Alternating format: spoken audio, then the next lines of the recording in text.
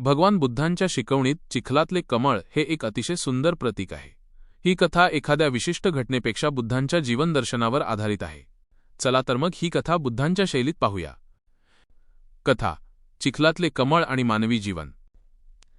एके दिवशी भगवान बुद्ध आपल्या शिष्यांसोबत एका तलावाच्या काठी बसले होते।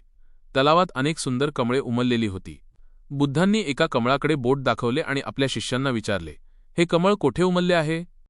एक शिष्य म्हणाला, भगवन, हे कमळ चिखलात उमलले आहे।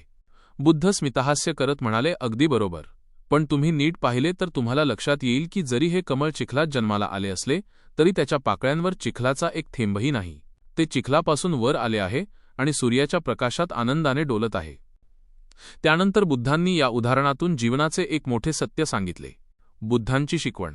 बुद्ध म्हणाले, हे भिक्खूंनो, मानवी जीवनही या कमळासारखेच असले पाहिजे। संसार हा चिखल आहे। या जगात दुःख, राग, लोभ, मत्सर आणि मोह यांचा चिखल पसरलेला आहे। आपण सर्वजण याच समाजात आणि याच परिस्थितीत जन्माला येतो। 2.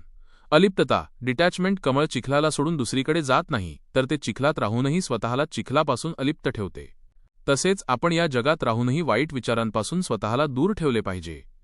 3. सौंदर्य आणि सुगंध। चिखलात असूनही कमळ आपला सुगंध आणि सौंदर्य गमावत नाही। त्याचप्रमाणे आपल्या सभोवतालची परिस्थिती कितीही वाईट असली तरी आपण आपले चारित्र्य आणि करुणा जपली पाहिजे। कथेचा सारांश। बुद्धांनी या कथेतून हा संदेश दिला की परिस्थिती तुम्हाला घडवत नाही, तर तुम्ही त्या परिस्थितीत कसे राहता हे महत्त्वाचे आहे। जसे कमळ चिखलातून वर येऊन आकाशाकडे पाहते, तसेच मानवानेही संसाराच्या मोहातून वर उठून निर्वाण किंवा शांती प्राप्त केली पाहिजे। ज्याप्रमाणे कमळ पाण्यावर तरंगते पण ओले होत नाही, त्याचप्रमाणे ज्ञानी मनुष्य जगात राहतो पण जगाच्या मायाजालात अडकत नाही।